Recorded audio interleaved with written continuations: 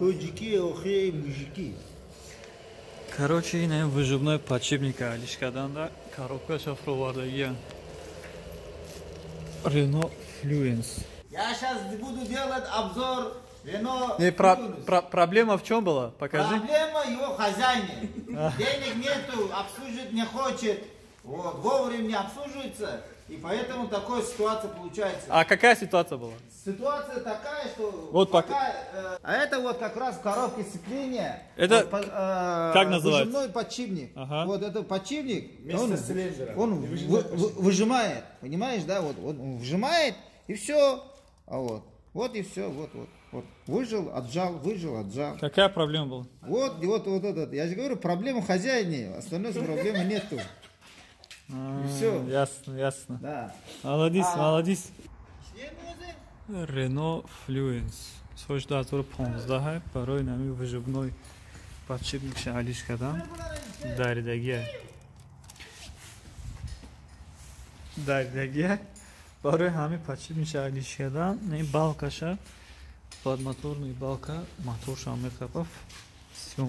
Карандаркор не полностью шрус-прус ҳамаша аллоҳида. Ин хай шрусаш прямо коробкада меравад. Коробкаш ровардаги буд.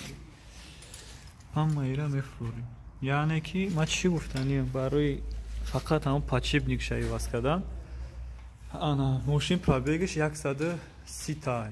130 тай нем қадар проблемаш короче бисёр. Фақат кори усто да ҳами байн бигем ана 5000 рубл штеке. 5000 рубл ба курс тоҷиқати мегардонимаш. Аки ягар 150 ҳисобш кунем, где-то 800 сомонӣ примерно, да? 800 сомонӣ фақат пули кори усто. Як рӯза. Подшипник шайваз кардан. Бо хариҷада як бора шараву дигари шаҳалиш мекунанд. А так трудоёмкая, да, работа, Руслан? Вот Руслан Владимирович здесь 2 дня потратил почти.